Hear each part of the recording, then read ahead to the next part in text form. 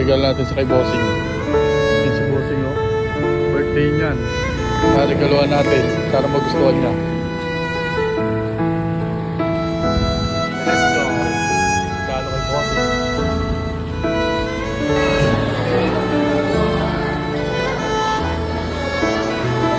Bossing, yung regalo.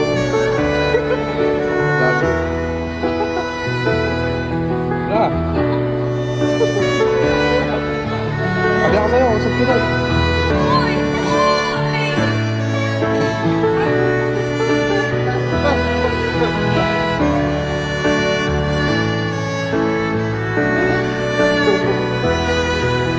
Ano yung regalo? Ano yung regalo?